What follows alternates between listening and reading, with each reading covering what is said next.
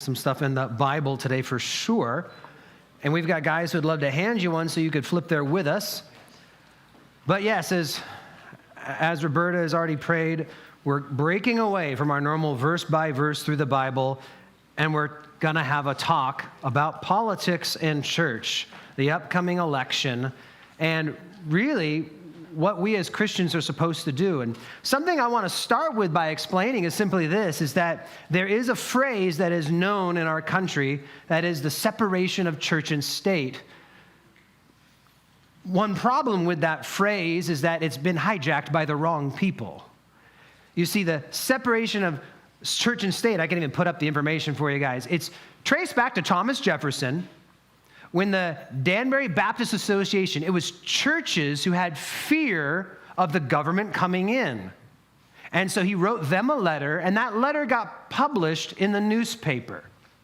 But to understand the idea of the separation of church and state, it's not in the Constitution, it's not in the Bill of Rights, it's not in the Declaration of Independence. It was something that Thomas Jefferson wrote. And who he wrote it to and why he wrote it was important, because this nation, for the most part, was founded by people who were fleeing religious persecution. And there were people who were being told by the government, this is the state church. There is one church in England, and it is the Church of England. That's kind of the idea, is that there were governments imposing, this is the one religion you can be if you live here. So the Founding Fathers did not want that. They wanted people to be able to freely exercise their religion without the government getting involved. The irony is today, there are people saying, we got to get the church out of the government because there's a separation of church and state. Well, no, you've got it backwards. That was coined to tell the government to get out of the church's business. But the church has always been involved in the government's business. That's the reality. If you look at the Founding Fathers, the least Christian of the Founding Fathers were probably more outspoken Christians than most people you know today who are Christian. I mean, guys who are Thomas Jefferson and Benjamin Franklin, guys who are coined as not being Christians.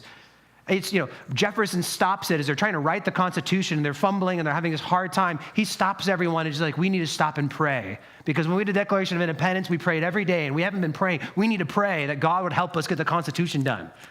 And he was coined as one of the non-believers of the group. And there was people much more religious than him. So the point is that it really is. It's something that we as a church need to talk about. But the other thing is that the Bible's not silent on politics either. Here's the reality of voting and the Bible and election. In Hosea 1, it says, set the trumpet to your mouth. He shall come like an eagle against the house of the Lord, because they have transgressed my covenant, rebelled against my law. This is Hosea talking about the judgment that's coming to Israel. And it says, Israel, cry to me, my God, we know you. We're a Christian nation. Israel has rejected the good. The enemy will pursue him. God's mad at Israel. And what is it? They have set up kings, but not by me. They've made princes, but I did not acknowledge them. One of the things he held against Israel, you are picking leaders who are not the leaders that I wanted you to pick. Now, we all know in the New Testament, God has a sovereign hand over everything, that he has a sovereign hand over all leaders, but he's pointing it to them, though. But I'm still holding you guys accountable. You guys pick these leaders. You guys let these people rise to power. I'm holding you accountable for that. Martin Luther said, when God wants to judge a nation, he gives them wicked rulers. That's one that's really true to us these days. The idea is God is upset. You allow these people come into power, and now I'm going to let you have what you chose. God lets us get what we want quite often. And for Samuel, right? Samuel's talking about when they elected Saul to be their king. Now, therefore, here's the king whom you've chosen and whom you've desired. Take note, the Lord has set the king over you. But at the end, the people are saying, well, pray for your servants to the Lord your God, that we may not die, for we have added to our sins the evil of asking a king for ourselves. Israel was supposed to be a theocracy. God was going to be in charge. And they chose a ruler who wasn't God's. The idea was, it wasn't what God was going for them. They wanted to do it their way. So we actually see in the Bible people wanting leaders that God's like, well, that wasn't my best plan for you, but you guys chose it, so here we go now. Proverbs, I'm going to quote the New Living Translation for this, but Proverbs 22:3, a prudent or wise person foresees danger and takes precautions. The simpleton goes blindly on and suffers the consequences.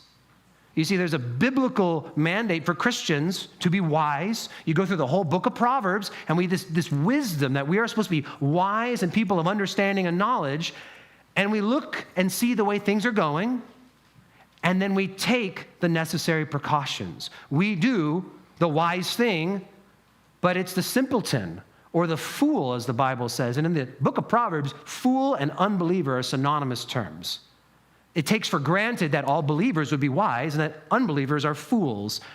The fool, he goes blindly and he suffers the consequences by not actually getting in there and doing something. And lastly, a section of text I've always loved, when it talks about David's soldiers in 1 Chronicles 12, it gets a list of these men and his armies. It says in 1 Chronicles 12, 24 to 32, I'm just hitting highlights. It says that the sons of Judah, there were men bearing shield and spear. I'm skipping all the numbers for you guys. Well, and of Simeon, there were mighty men of valor fit for war. And on the sons of Ephraim, 20,800 mighty men of valor, famous throughout their father's house. And the sons of Issachar, who had understanding of the times, to know what Israel ought to do. It's fascinating that on this list of soldiers with spears and swords and men of valor, here are people, and what are they known for? These are guys who can look around and they see the signs of the times and they understand what they're supposed to do. That is what the Christian man should be today. Someone who can look around and see what's going on, know what to do, and do it. Now, obviously, the big deal this year is we have a presidential election coming. We also have the governor of Washington is being voted for this year. There's some big things coming up in October, November time, right? And so some stuff, trust me, I had to pare this thing down. It's only going to be a 3-hour message, and I had to chop a lot out. I told Caleb, I got it down to 30 minutes, but that was just my closing point, like in conclusion, you know. But here's the reality. There's so much I wanted to talk about because I think it is healthy and helpful. Now, I don't know about you guys, but some of us didn't pay attention in high school. And they taught us about how these systems work and all these things, but many people could care less when you were in high school. Now the real world's hitting us and understanding. So here's just some things like the role of the president. What does the president do? And this is so much bigger than, but just a few key things that we should be aware of, right? I mean, obviously, he's the figurehead of our country. It's someone who everyone sees. And these are things we know, I think. Decides when we go to war. I mean, there's voting that goes on with it, but these are major things, sets the general direction of our country. But a couple of things that are really important, though. This is, I think, what we as Christians need to understand who we're going to vote for and the power there. They can pass executive orders. There are certain executive orders, and sometimes they do it and they're not even supposed to. But they can make calls and basically to set certain things in motion. So whoever is the president has a lot of power in that sense. Being able to set an executive order, and they can make some pretty radical changes to our country, all by one person, not by a vote. I'll actually say this right now, too. Many people fail to realize, because again, I mean, if you didn't pay attention and you didn't go back and relearn it, right, that America is not a democracy, we're a republic. We all don't vote on everything. We vote for people to represent us. That's how in the republic, I don't go and vote on every single issue. I vote for a senator, a representative, and a president, and they're supposed to vote on our behalf. We let them lead our country. But that's how a republic works. Democratic republic, the idea is so there's voting that we do, but really, so these people we put in charge, the governor can do executive orders. We learned a lot about executive orders during COVID. I'm just saying, like you learn, like these guys, and depending on what state you lived in, there were different executive orders happening. Secondly, though, another big one for our president, he can veto laws passed by Congress. That means if Congress passes a good law or a bad law by our standards, the president can just stop it. Or if we pass a good law and there's a president who's not good in the White House, they can just stop it. And yes, there can be a big, overwhelming number that can get past that, but it's hard. I doubt either party is going to see enough of the House and Senate to outdo a presidential veto. So we need to know the president can do that. And lastly, here's a big one. The president and the people under him appoint over 4,000 government positions. These are not voted positions. When the president gets in, the president and their leadership appoints these people. We're talking about the Secretary of Education, the person who looks over all the education of our nation and makes the top-down decisions that hit the states, hit the counties, hit the school districts. The president decides who's over. President decides who's over economics and over these other things. But most importantly, I think, is the president also appoints judges. And local judges on up to the Supreme Court. When there is something happening that is unconstitutional, it goes into the Supreme Court and it moves up. And it can get advanced all the way to the full-blown Supreme Court, the big one. And it's worth noting that right now we have more conservative judges.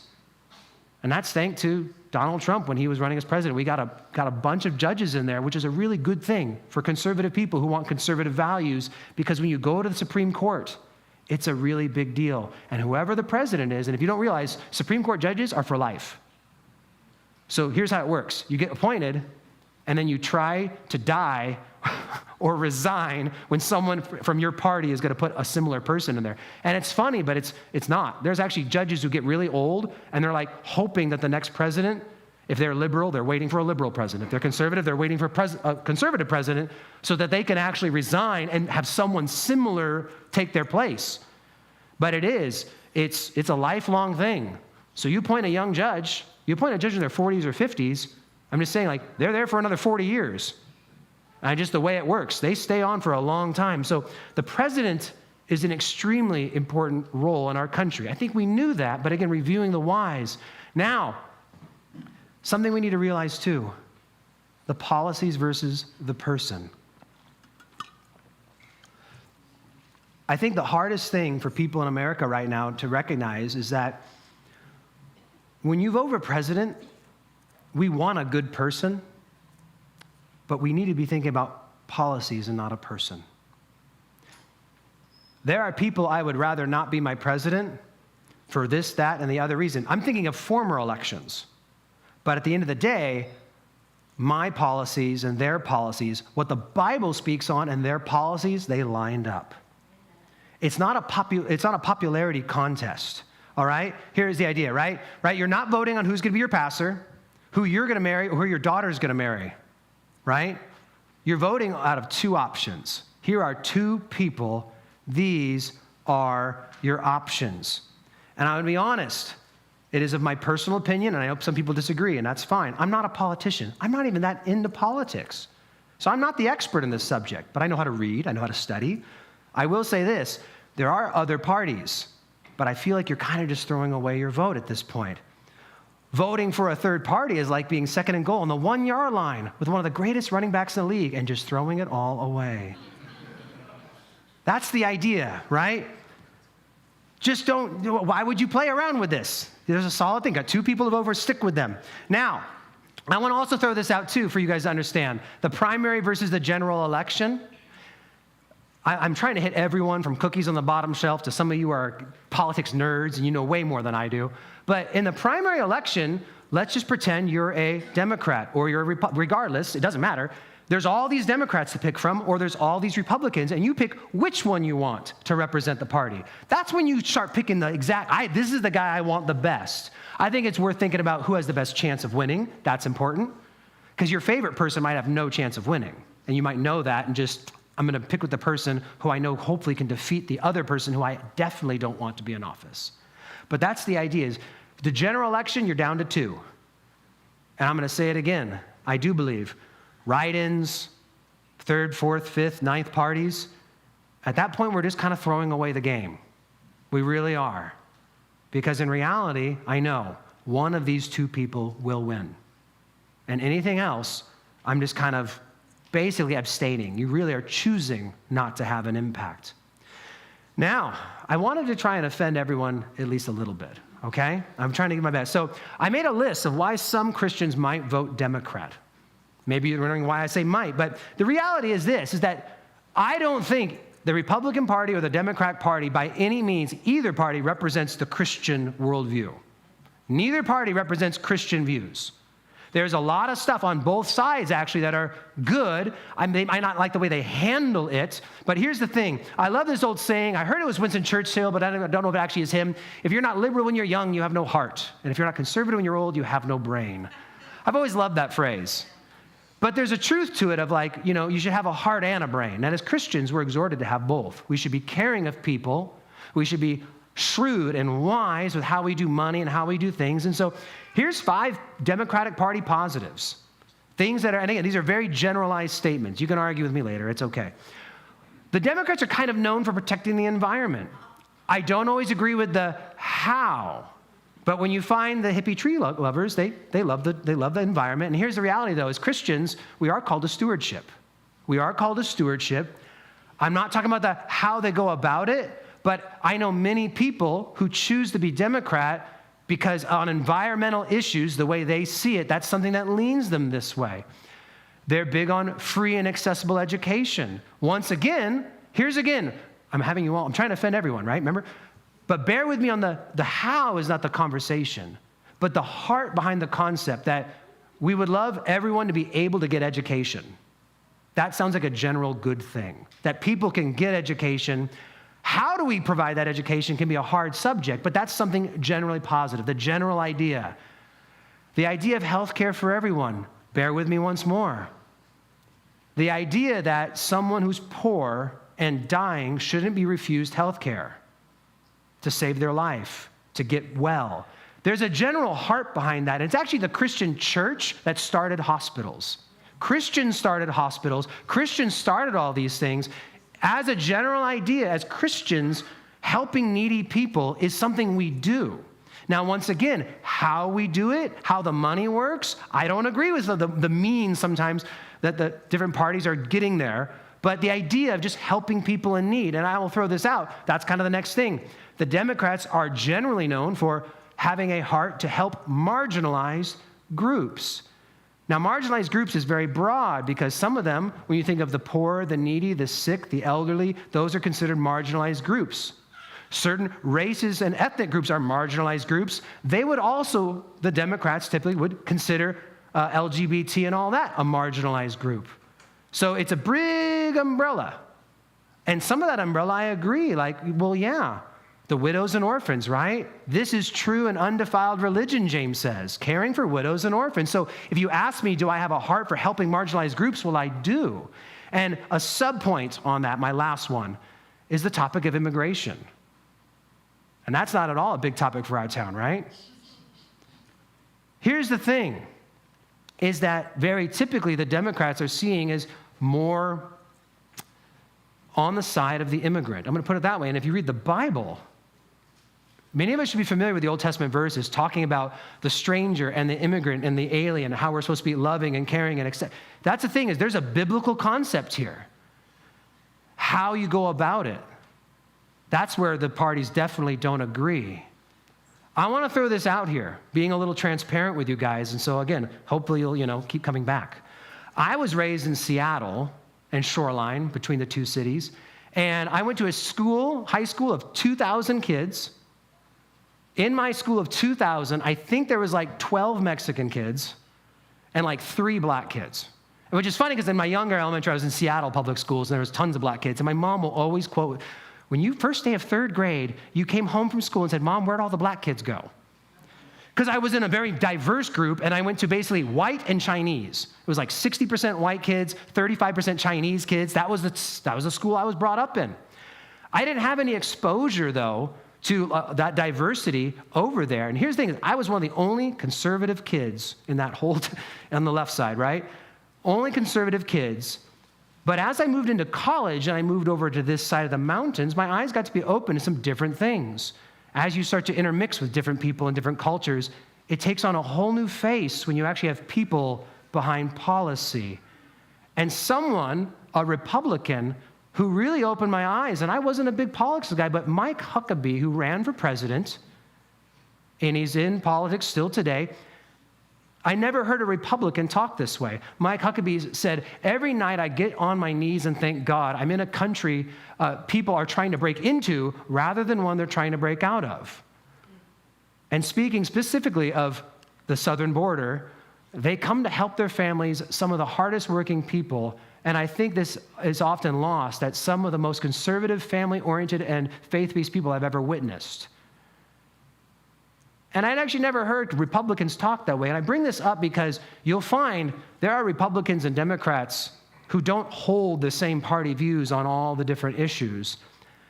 I just remember him talking about it. He's like, well, Americans are afraid of losing jobs to Mexican migrant workers. And I remember Mike Huckabee saying, how many Americans have you met who've lost their job in the fields or plucking the feathers off chickens in a factory? And he was calling out his conservative people on that side. It's just fascinating to see. And so what I'm bringing up is, there's the old saying, like a compassionate conservative. I think Christians need to be more in the middle on a lot of stuff. There's some stuff we need to be really far on one side. But you'll find that no one party represents the Bible well. And you'll find politicians who might be much closer than others. But one other thing I want to throw out before we move on is the Democratic Party history. You know, the Democratic Party is actually the oldest political party on the planet. Like, as far as being continuing going, right? Things aren't around from ancient Rome or Greece. But they've been around longer than anyone else. Before, the Republicans were the Whigs, and there were other groups in America. And they were always kind of known as the People's Party, a party for the people.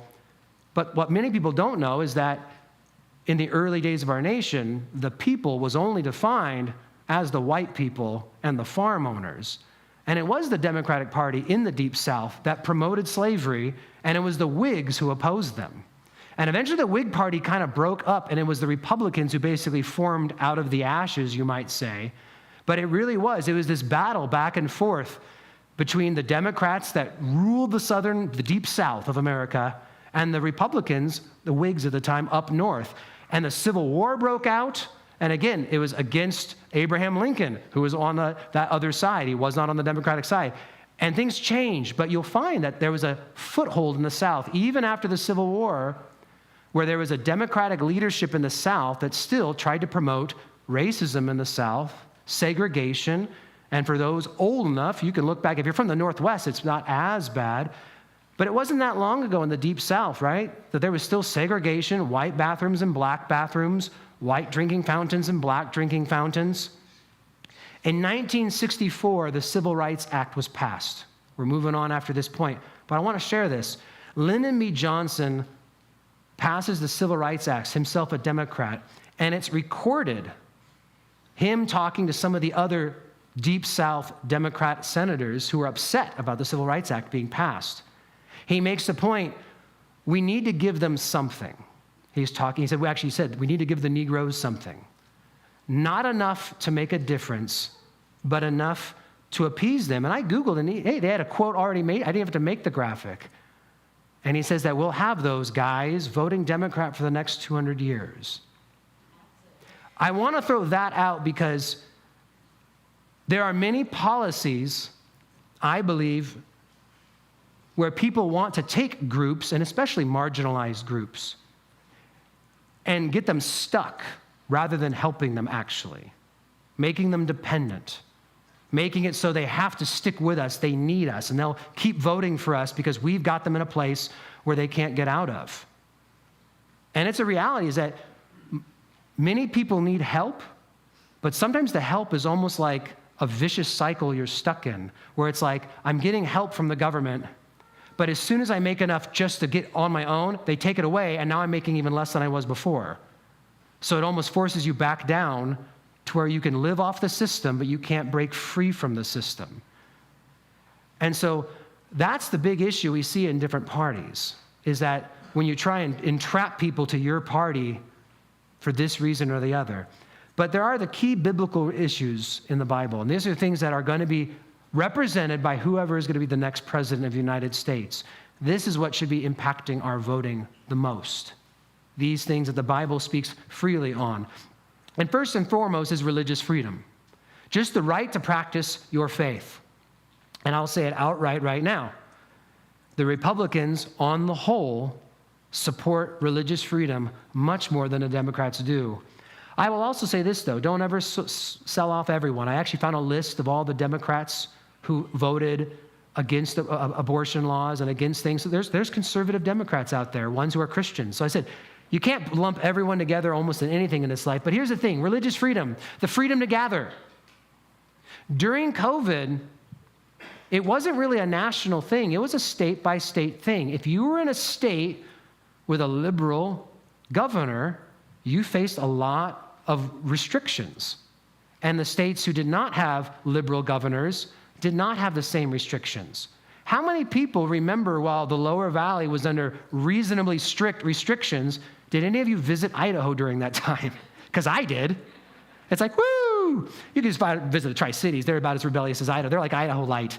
But that's the idea, is it really was, though. It was like going to a different place. And I'll say this, too. The lower valley seemed like everything freed up. And then you visited Seattle. And you're like, I just went back in time a year.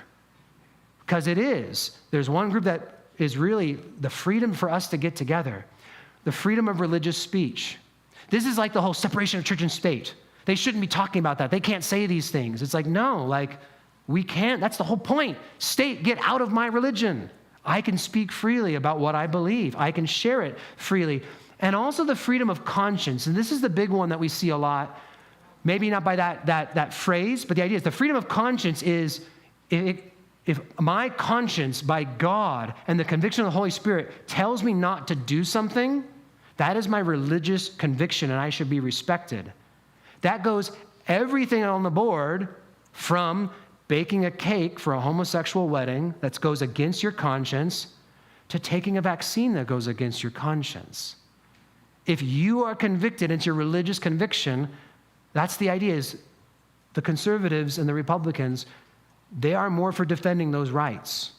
That if it's my religious conviction, that I should not be forced to do things that go against my religious conviction. So there's a lot of scenarios where those things go to court. So those are the hot topics right there, right? We all have heard probably stories of the baker and whatnot, photographers, a lot of wedding stuff where people don't want to perform a wedding and then they get arrested. They get fined. But they just said it's not persecution. It's just, I just don't want to do that, right? It's not like I'm going out of my way to persecute people. I just don't want to perform that service because it goes against everything I believe. Another very big deal that is part of this election is the upholding of traditional family values. And again, no one's perfect, but between the two parties, the Democrats are more for basically embracing everything under the sun, and the Republicans are trying to embrace the idea of traditional family values, one of which is just simply this, right? One woman plus one man together for life, that's a marriage. Now, we've read our Bibles. We know divorce happens. We know things happen. But this is an ideal that we should have in our country and should be promoted as a good thing and as a normal thing. The idea of normalizing single-parent homes. No, like I've done the single-parent thing before. And I've had a daughter and didn't have a wife, before I met Nicole. I've done it. It's not easy, but it shouldn't be normalized. The idea of making it, this is normal and good. No, it's not good. Teen pregnancy. Another thing, I'm a poster boy for a lot of things, I guess. That's the thing, is it's not good.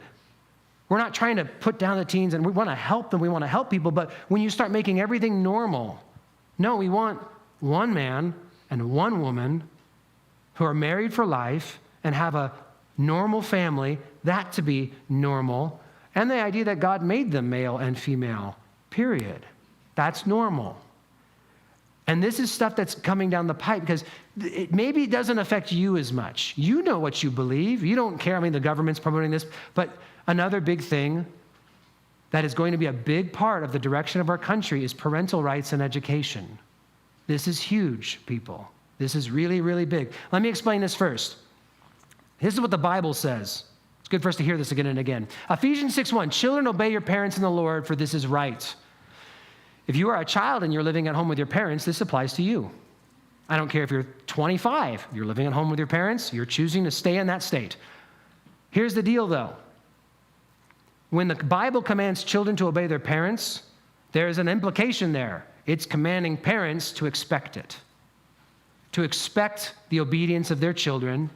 And then the exhortation to fathers, which is really to everyone, but why fathers? You fathers, because the father's the head of the home. You're the top dog.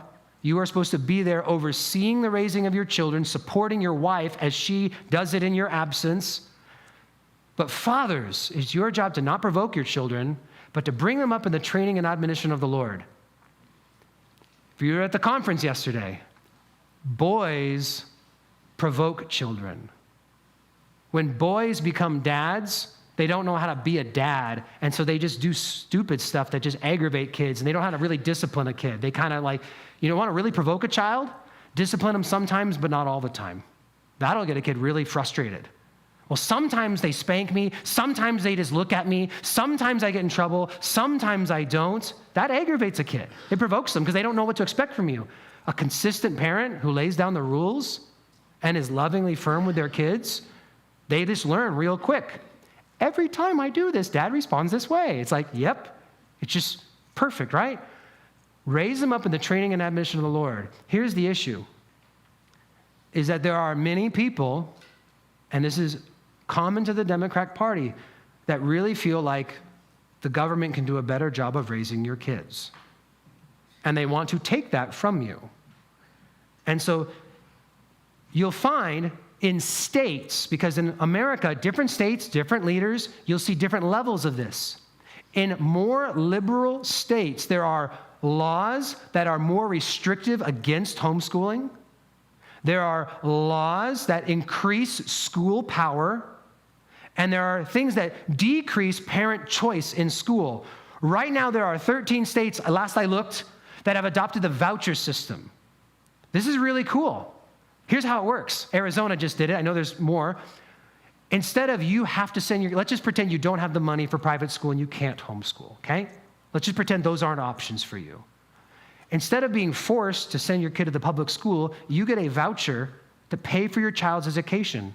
And in these states, if you want to send your kid to the CRC or to Paideia over in Prosser, if you want to send your kids over to wherever, you just send that school your voucher, and your kid's education's paid for. Parents can send their kids where they want, and the parent thinks, this place will do a better job of educating my child. And the states that don't like the voucher system is the ones because they don't want to take away from the public education system. They don't want to lose that money, and they don't want to lose that control. And that's the big thing in the public schools. Now, I taught in the public schools for over a decade, in here in Grandview. And so I always want to emphasize this to parents. Not everyone can homeschool. Not everyone can get to the private school. And so all I ever say is for those who send their kids to public schools, just know what you're up against. Please realize how much influence they are getting on your kids. And do not be surprised when they come home with new ideas, new friends, new tendencies. Just know if for 7 to 8 hours a day, your kids are out of your home being influenced by other people, when they come back, you just need to make sure you're dealing with that stuff. I don't condemn public schools. I'm just saying that you need to know about this stuff. And some of the two big things right now that have been going around is the critical race theory and the comprehensive sex education. And if you're unfamiliar with those, I don't have time to go through it all today. You want the short version is simply, critical race theory is basically I am the enemy because I'm a white Anglo-Saxon Protestant male, and I owe everyone an apology because of the sins of my forefathers and everything. It's weird. It's just weird.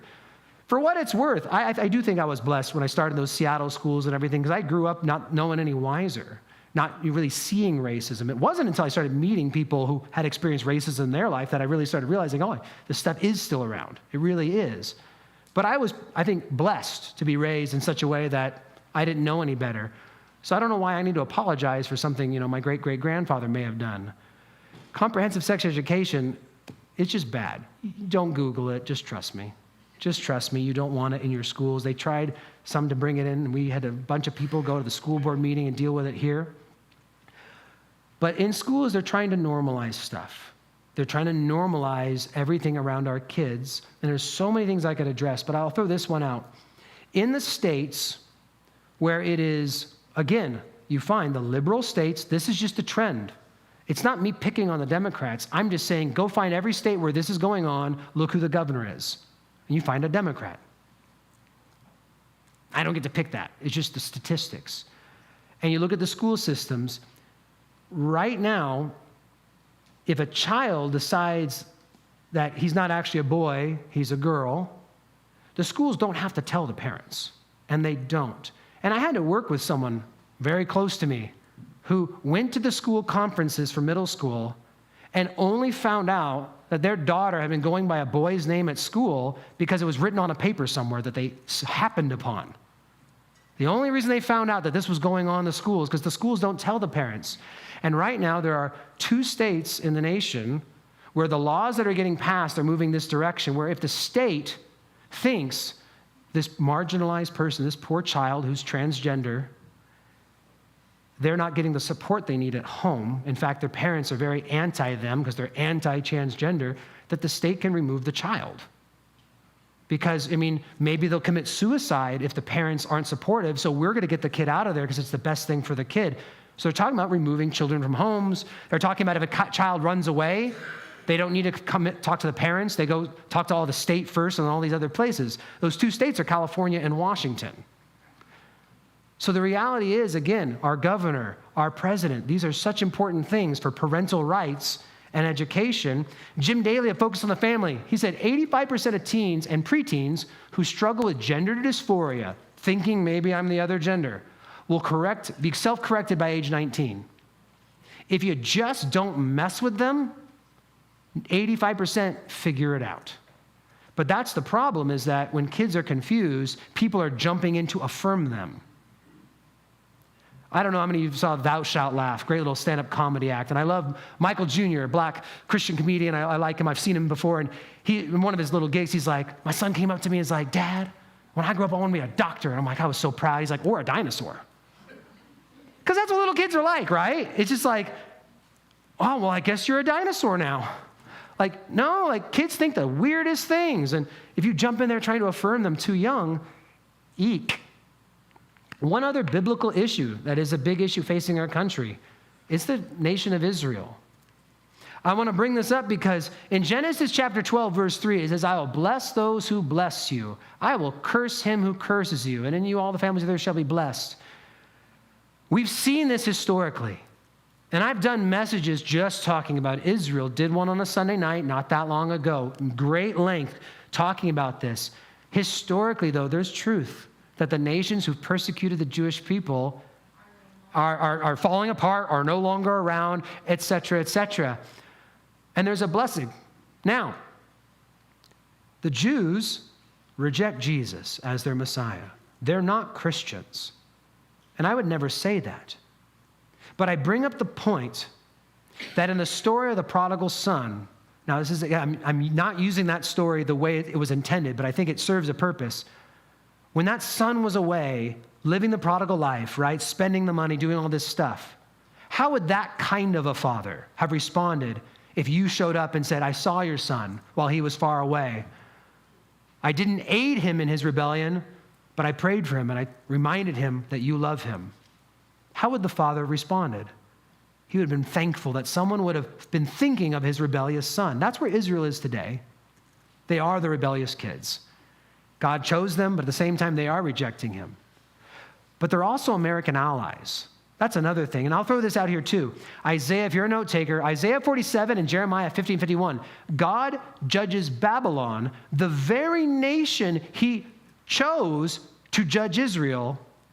But because of how they did it and just how brutal they were, he still judged them.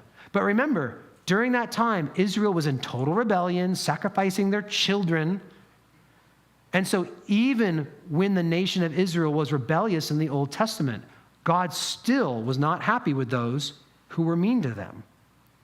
So it's this idea. It doesn't matter if they are walking with the Lord or not. There's a promise that continues on there. And again, as I said, they're an American ally. Here's a chart from 2001 to 21. If we had this year and last year, the numbers would be through the roof. These are rockets fired at Israel and only counting rockets from the Gaza Strip. I mean, 2004, they only had 281 rockets shot at them. That's not that bad, right? Guys, be honest. I get frustrated with Christian men and conservative men and just men who I'd actually recognize as being an actual man when they don't understand Israel wanting to go to war. And I'm like, what on earth would you do? I've got neighbors that are a little ways down the road. I can see their house. If they just started randomly firing a rifle at my property, I would call the police. And when the police say, sorry, not our problem. And they keep firing. I try the police again. Sorry, not our problem. They keep firing. They keep firing. They keep firing. They keep firing. How many shots until you go do something about it? Or would you be as gracious as Israel and you wait until they come to your property and steal your kids? And then you finally say, okay, we can't just stop anymore. We can't just wait around. And so it is. It's something that I support, and I want to pick a president who's going to make the right choices concerning Israel and who we support. And there's big stuff. I know some of you may have seen my post the other day about how, for those who don't know, my mother is actually a retired naval captain. She knows a thing or two about the Navy. And she was explaining to me how because Israel is our ally in the Middle East, she's like, yeah, we actually save billions of dollars as them being our allies, because instead of having to have an aircraft carrier fleet in the Mediterranean, we can land in Israel. So ironically, we might send them money, but 80% of every dollar we send them, they have to send back to America to buy American products. And then we save billions of dollars by not having to have an aircraft carrier in that area because we have Israel. We can land there. They're a great ally. They really are, as far as a strategic American ally. So they have my support. I really think they should have the church's support. That doesn't give them the freedom to do anything they want. They make mistakes. They make bad choices. But it is a biblical issue. It really is. And it's one that Christians should be thinking about when you go to the polls. And of course, last but not least, right? I saved it for the end. Life. Where are the candidates concerning life? Human life. Real human life. And what does the Bible have to say about life? I could give you a lot of verses, but let me just give you a few. Psalm 139, 13 and 14. You formed me in my inward parts. You covered me in my mother's womb. I'll praise you, for I am fearfully and wonderfully made. We need to remember, every child is a gift from God. Every baby is handcrafted by God. Any of you seen, it's been circulating social media, the pictures of Jesus like molding babies out of clay? There's these AI pictures, they're really cute though, for what it's worth. There's these super cute babies, and they're on the spinning, pot making thing, and there's Jesus with his hands, and the little babies. It's super cute. If you go find it. It's an AI picture, but it is very cute. But it's just kind of showing the idea, right? Handmade by God. Jeremiah 1:5, before I formed you in the womb, I knew you. Before you were born, I sanctify you. When is a person a person? Well, God considered Jeremiah a person before he was even formed in the womb, let alone at conception. God's opinion is, no, a life is a life the moment it gets a soul, and the moment it gets, the idea is right there, when it's born, the moment it's conceived, you have a new life. And the Bible even has an offhanded reference to abortion in a sense.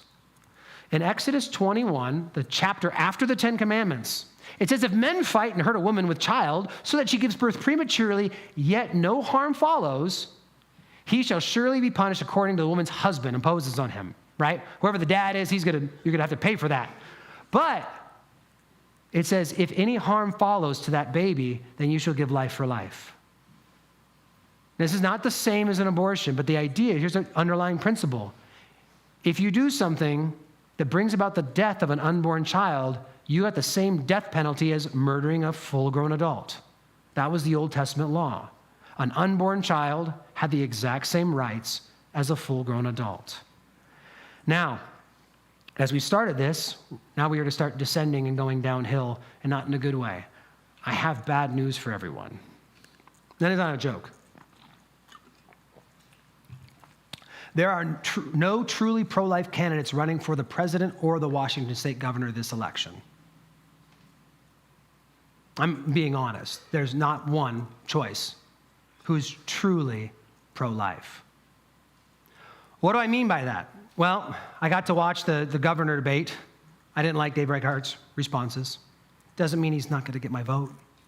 But he was not nearly as firm as I would hope to hear out of a Christian and out of a governor and out of someone. He wants votes.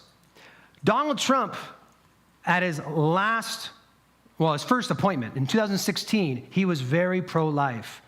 He has since backpedaled a lot. Now, in March of this year, he was talking about a national abortion ban at 15 weeks, okay? This is a tweet from 5 days ago. Everyone knows I would not support a federal abortion ban under any circumstances and would, in fact, veto it because it is up to the states to decide on the will of their voters. So I'm serious when I say there is no truly pro-life candidate. Now, If I go back to what I was telling you here, though, there's no pro-life candidate, but there is still a dramatic difference between how much death each candidate supports. That's kind of the way you look at it, right? Like, how much death should we allow? Well, there's a staggering difference between the two candidates for president. Between Kamala Harris and Donald Trump, there is a very large difference. How many of you guys remember the fact-checking during the during the debates? I've never heard the moderators check. Just, you can do that? They're like both people. I mean, they were fact-checking both sides, I guess, but still, it's like, you shut up and do your jobs. Like, just moderate a debate. But in there, right, Donald Trump talked about people killing babies, born alive babies. And the moderator quickly says, well, there is no state in America where it is legal to kill a baby after it is born. And here's the thing. I tried really hard to get as much unbiased input on this so I could get really down to the real truth. This is what these statements are based around, is that there are late-term abortions. Abortions that take place with a child who is old enough to survive. And what a lot of this controversy is, which Republicans, which Democrats, who's for, who's against, is basically, if a baby survives the abortion, the child survives the abortion, now what happens? In the vice president debate, my brain is, what's the guy's name, the Democrat vice president? There we go. I don't care. You see how much I care? But that guy was like, oh, this and that, and I don't support. So in his state, where he's senator, they used to have a law that if a child survived the abortion, you had to provide care for the child. They took that away. So when they talk about killing a child that's born, it's not that they're going to go and then just attack the child. The idea is they're not required to provide any life support. They're not required to provide any care. We didn't kill the baby. It was just born at 28 weeks and we left it there. And there are those who want to criminalize this. The idea being is like, no, like when someone's dying and you don't provide care, that's against the law with grown-ups. And so that's what a lot of this, when they talk about abortions to babies who are being born, that's kind of what it's talking about. Now, get this. I read this from actually liberals. They point out only 1% of abortions even occur at or after 21 weeks. They usually boast that, like, we're not talking about, we're talking about 1%. That's 10,000 babies a year. 10,000 babies, and just for you guys who want the picture, that's a 21-week-old baby right there. That is a 21-week-old baby. So only 10,000 of them are killed a year. 10,000 are born and given absolutely no care, just kind of left. And you guys are smart, and you're good guessers. And I bet you you can guess what these 5 people have in common. They've all survived being aborted. I don't have time to give you all their stories. But, things are done. Saline solution is shot into the womb to try and kill the baby, and then they deliver a dead baby is how they'll do a late-term abortion. I know that guy, they missed his heart and they hit his arm. And then he was born alive. Oops. And that's what happens. And so these people are people, and there's others. You hear the story where, the baby was born and discarded in the medical waste, and a nurse goes and picks the baby up. So when we're talking about pro-life, I'm not happy to see that Donald Trump has slid on that scale. And when we talked about how we're voting on policies, not people. Love me, hate me, pick a new church if you want. I'm not a Donald Trump fan. I'm really not. I'm not really a fan of the man, but I'm going to vote for him. I'm going to vote for him because I care about those babies, and I care about other things that he was in office, and he did many things. I'm like, yes, you appointed good judges, and I'm so thankful for the judges you appointed. You made other policy changes that were good things in the right direction, and I'm not voting for the person. I'm voting for who is going to promote the policies that are important to me and to God the most. So I bring that all up because you don't have to like someone to vote for them. I've heard others say you might have to plug your nose as you fill out some of the candidates. But I will say you need to think seriously about which political issues are important to God and who is going to push those issues the best. And then you decide to do something about it. Remember now, okay? We talked about Manasseh a couple weeks ago. God was overlooking so many sins of Israel until King Manasseh, or of Judah specifically, sacrificed his children to the god Molech. Soon as they started sacrificing babies, God brought judgment to that nation. I can handle a whole lot, but that's crossing a line for God. When people are freely sacrificing their children. Now, don't wait, there's more. What are our Christian political duties? I want to bring this is the short list. It's actually pretty quick. Okay? As Christians, we should pay taxes. It's a no-brainer. Jesus said, render unto Caesar the things that are Caesar's. Mark 12:17, it's in the Synoptic Gospels. That's straightforward. As Christians, we're supposed to pay taxes. That's a thing we do. Also, we are to obey the government and all laws that do not directly oppose God. Romans 13 is one of the verses you could look to. Let every soul be subject to the governing authorities, for there's no authority except from God, and the authorities that exist are appointed by God. Don't forget the Martin Luther quote at this point. Sometimes when God wants to judge a nation, he'll appoint wicked leaders to bring that nation down. But the idea is that we are to obey. Unless the government says to do something that goes against God, then it's a no-brainer. I side with God. I don't even have to think twice about it. Now, we're called to pray for our leaders. It's not a suggestion. It's a command. 1 Timothy chapter 2, therefore, I exhort first of all that supplications and prayers and intercessions and giving of thanks made for all men, for kings and all who are in authority. He said this during the reign of Nero. Ain't no American president we've ever had has been as bad as Nero. And he says that we may lead a quiet and peaceful life in all godliness and reverence. He's like, pray for the leaders so that we can actually live out our Christian faith. For this is good and acceptable in the sight of our God and Savior, who desires all men to be saved and come to the knowledge of the truth. This to me means, backing up in context, specifically praying for our leaders that they would be saved. You know what I thought would be really funny? Like, trust me, this would be hilarious. What if Kamala Harris got saved and then the liberals were just messed up on both sides? There's no winning for you guys now. I mean, that's the thing. We should be praying for our leaders. As Christians, we ought to be praying for our leaders, seeking the prosperity of our nation. With the youth on Tuesdays, we're going through the book of Daniel, and we've been emphasizing, here's a bunch of teenagers, Daniel, Rakshak, and Benny, who are carried off to a foreign nation, and the nation's trying to convert these Jewish kids into Chaldeans, but they were fighting back and holding strong to their faith.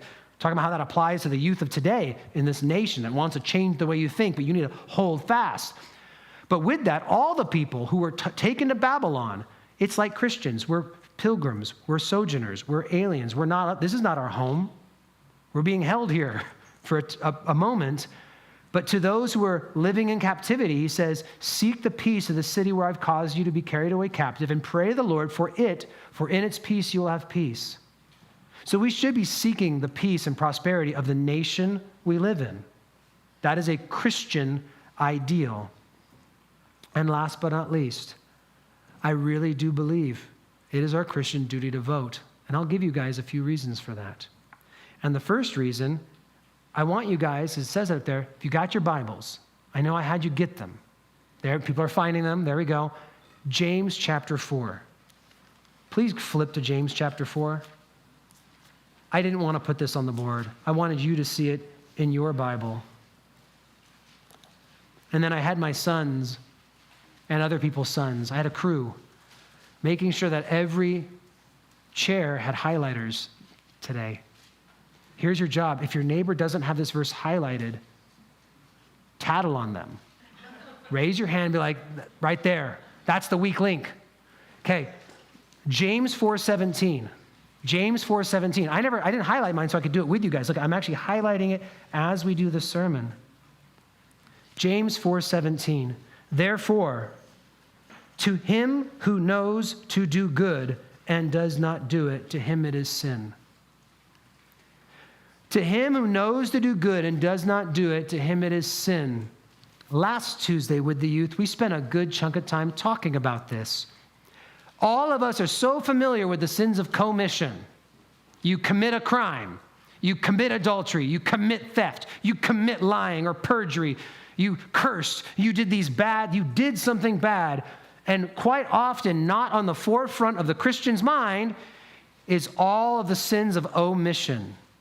The stuff we are commanded to do in the Bible, and we don't do it. They're just as sinful. You're commanded to pray, and you don't. You're commanded to study and to know and to learn and to fellowship and all these things. When we don't, it's sin. It's missing the mark. And here's the thing. We've already pointed out, very beginning, how that Israel had raised up leaders who God didn't want. And God judged them for that. And if we sit idly by and do nothing, we are choosing to not do the good we know we have the freedom and the ability to do. If God wants us to participate in the government by paying taxes, if God wants us to participate in the government by obeying the governing authorities, why doesn't he want us to participate in the government by voting? You have the ability to make a difference. And it might not feel like it. You want to know why? Because too many people feel like they don't make a difference. And if all those people would just wake up and do an online registration and mail in a ballot, it would make a difference. There are millions of people who call themselves evangelical Christians in America who choose not to vote. Now, in the parable of the talents and the minas, I've taught about it where, hey, these people had 10, these people had 5. There was the guy who was given 1 mina, and he went and he buried it. He didn't use what God gave him to use. When the master comes back, it says, but his Lord answered and said to him, you wicked and lazy servant, cast the unprofitable servant into outer darkness. There'll be weeping and gnashing of teeth. No, I don't think God will send you to hell for not voting. But Jesus spoke so firmly about not doing what you had the power to do. Not doing when you have the ability to do something. You can do something. He had a mina. He actually told him, like, why didn't you just put it in the bank at least? You buried it?